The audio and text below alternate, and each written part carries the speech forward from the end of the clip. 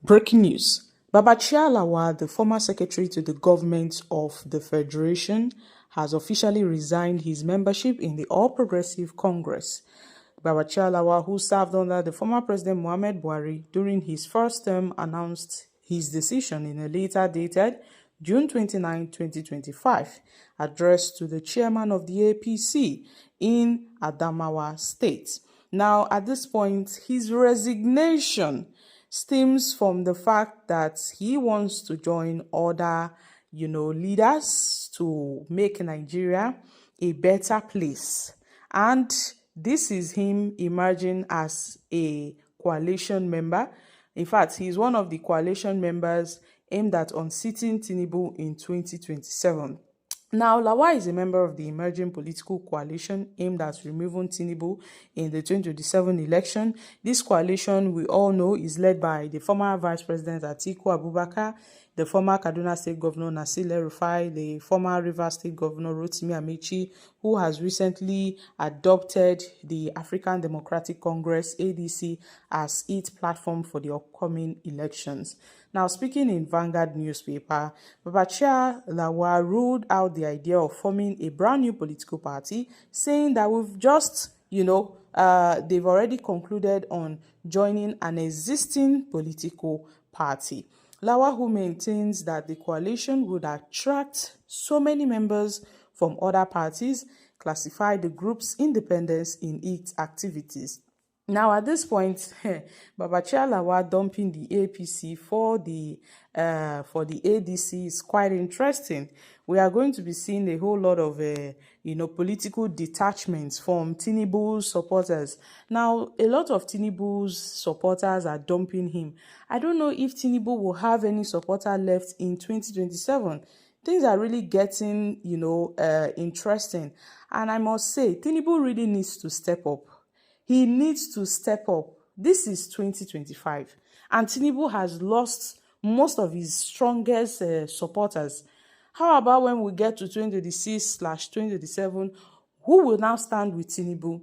Who will now be there for Tinubu? So if I were Tinubu, I will really step up my game and ensure that I do things that would, please Nigerians. But Tinubu is not out for that. He's out to win elections. And Nigerians are out to remove him from power in 2027. Even this guy, Solomon Dalong, had said, even if Tinubu likes, let him appoint his son, Seyi Tinubu, as the INEC chairman. Let him appoint his wife, Oluremi Tinubu, as the Chief Justice of Nigeria. And all of that they will still be defeated in 2027, because it's going to be Nigerians versus Tinubu in 2027. So una see say everybody now don't ready.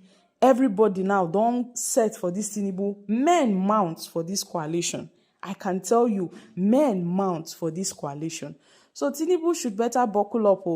People are really plotting against him.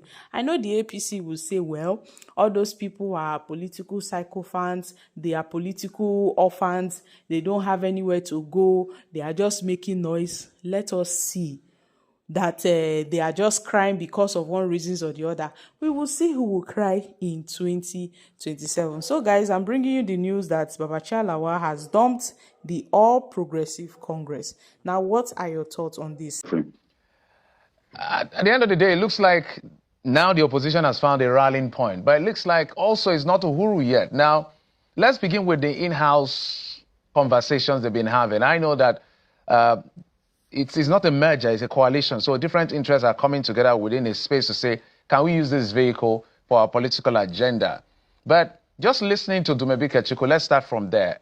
Is this about panic, or there's a bit of rational what he's saying has some level of concern for the coalition? Well, the coalition process took like 18 months. And this was well articulated by the outgoing chairman of APC, Okem Wonsu. And he did mention that there were about 20 or thereabout NEC meetings of the party. And which ventilated most of the housekeeping issues before we got to where we were yesterday. And so if the presidential candidate of the party in the last election had some grudges, as he's expressing, they are democratic and they are genuine within democracy. And that's the beauty of democracy itself. But all we know is that a committee was set up to engage with political parties. And there are other political parties that are still being engaged so that they can also be part of the coalition completely. And so if he has those grudges, I am not in the place to speak for the party. But as at yesterday, there were all the members of the National Working Committee of the party in attendance. The chairman of the board of trustees of the party was in attendance. So it wasn't a hijack because the members of the party were there and the coalition elements were there to witness the transition of leadership.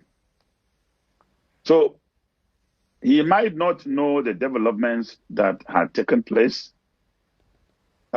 He might not be in touch with the party and so not quite informed about what has happened.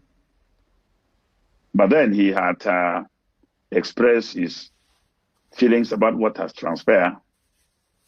The party will have to deal with it because the party is under a new leadership. Other members of the National Working Committee of the party who resigned their position yesterday were also in attendance, except if he is saying that the party with which he contested the election, which this party chairman who resigned, whom I knew personally as the chairman of that party for a very long time, he even told the history of how the party was built to what it is yesterday. And he gave his reasons for why he decided to resign. So I think the word hijack maybe might be used to be more appealing, but in truth, there was a process. And if he was not aware of the process, then he was in a position to ask questions, just like he's doing.